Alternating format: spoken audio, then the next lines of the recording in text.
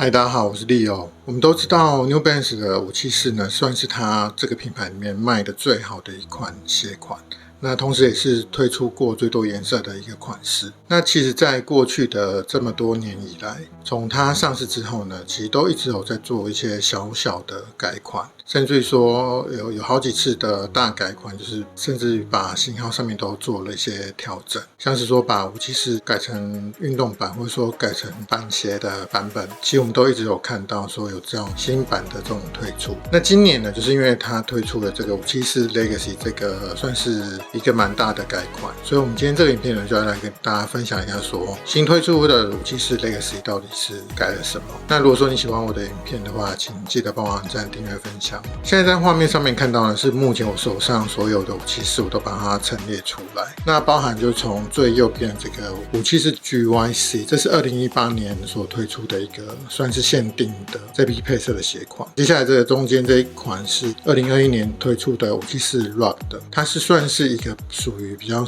秋冬的款式。那另外这一双呢是今年2022年所推出的574 EW， 跟之前就是 Teddy 的990系列是比较类似的款式。那最右边这双呢，就是今年新推出的改版574 Legacy。那这个颜色呢，是目前在这个影片播出的时候应该是还没有上市的款式。那我是从澳洲的小卖店先购入的。那我们就先从最右边的这个574 GYC 来讲好了。这一款就是很标准的一个574的设计。那它的底呢，算是一种橡胶的大底，然后它刻度也相对就是比较浅一点点。那里面呢，因为这算是一个特殊的版本，所以说它的使用的这个材料是一个纽巴哥的材质。那另外跟这一款比较类似，就是2022年推出的这个跟 Teddy 的990配色比较类似的款式。那这两款比起来的话，其实它的构成都是差不多的，它包含这个中底的部分也都是一样类似构成。你说它涂层会依据跟这鞋子的不同的关系，所以有做一些调整。我觉得这两款最主要的区别应该是这个网布的部分。这个2022年的新款呢，它这个网布呢是可以看进去是可以直接透光的。我不晓得这样可不可以看得清楚，但是以这个旧版的这个2018年的这个版本，其实它这个网布是没办法透光的，所以透气性跟舒适性来讲的话，其实2022年的这一个新的改款，它会是比旧的版本会更舒服。那我现在这边就是稍微先换一下位置，因为这两款算是比较类似的款式，只是说有做一些服务上面的调整，就是舒适度的上面的调整。那574 Rock 的呢，就是之前我在我的频道上面有拍过开箱影片，它算是把这个底的部分再做一些强化。那这个底呢，就是它除了高度有变高一点点，传统的这个版本呢，它的底的高度大概是 2.8 公分左右。那574 Rock 它把它提高到3公分。那另外就是它的这个沟痕的地方呢，相对比较深一点点。然后这里面的这个凸纹的地方相对也做的比较明显。那因为这双其实我穿过一阵子，所以看起来比较脏。然后因为它是属于这种秋冬的版本，所以说在一些应用的场景上面，可能就是国外他们比较常有积雪啊，或者说雪融的时候，这一款相对就是比较不会打滑一点点。那另外就是说它的这个内侧这边呢，它都是一个比较厚的这种布的材质。然后它用的这个网布呢，也是透光的网，所以可能是因为秋冬款的关系，所以它的重点是保暖当做第一优先的选择跟考量。那另外就是这个574 Rock 的，就当初我在穿的时候是觉得说它的版型又比较小一点点，虽然说我已经拿大半号，但是穿起来还是蛮刚好的。那另外就是说它这个底的话，相对于旧款的574来讲，它算是更为平稳的这种底的设计。那旧款574呢，就是它其实穿起来就是之前我们一直说着地感很强烈，就是说你可以很明显感觉到说这个路的凹凸不平的那种感觉是怎样，因为它的这个底算是比较薄的这种底，而且它的这个凹痕相对没有那么的明显。而且这个574就是之前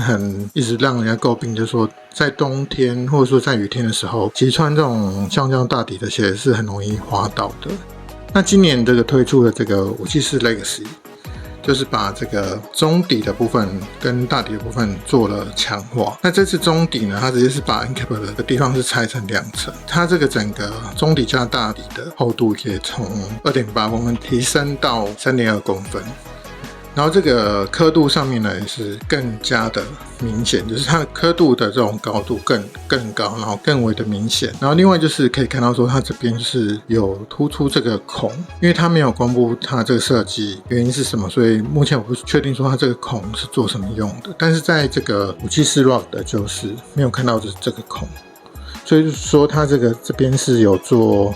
一些调整。那在内侧的话呢，就是它这次用的这网布呢是算是一个可以透光的网布，所以说相对就是可以看到它穿起来就是透气性会比这个574 Rock 的还有传统的款式会是好比较多。也就是说，其实在2022年之后出的版本，他们这个网布的舒适度跟透气度都有做过相对的调整。那另外就是这个，因为这底增厚的关系呢，所以说它的脚感也有很明显的提升。从574 Rock 再进化到这个574 Legacy 的话，就是它这外围这一圈是相对是比较大的，就是说你可以看到说它这个中大底的部分是有突出这个鞋身的地方。那因为它比较增厚的关系，所以相对于穿574的人来说的话，会觉得说它的穿着感是比较接近美制的鞋款。也就是说，如果你是之前一直穿雅致996的人的话，第一次穿美制996的时候，你应该会觉得说它的底变得比较厚一些。那相对于整体的脚感，会觉得说比较高一点点。那其实这次574 Legacy 就有这样的感觉。那另外呢，就是说，因为它采用了这个新款的这种 NCAP 的底的关系，所以说它的脚感上面相对的也是比较 Q 弹一点点。那个感觉就是，如果说对于我们这种常穿英美制鞋的人来讲，可能它没有像990 V3 或2002那么弹。但是对于这种平常都是穿574的朋友来说的话，这个改进的地方呢，是一个很明显的脚感的变化。所以说这个算是一个蛮大的改进。那尺寸的话呢，我这次一样是买大半号11号，然后它整体的感觉呢也是跟574 Rock 一样，就是它的穿着感包覆感会比较好一点点。那前面这地方呢，也是稍微会觉得说有压到脚趾的那种状况。那因为这是提早发售的版本，所以说我自己当初也是照过去经验直接买回来体验看看这样子。那如果说等之后就是台湾上市的话，我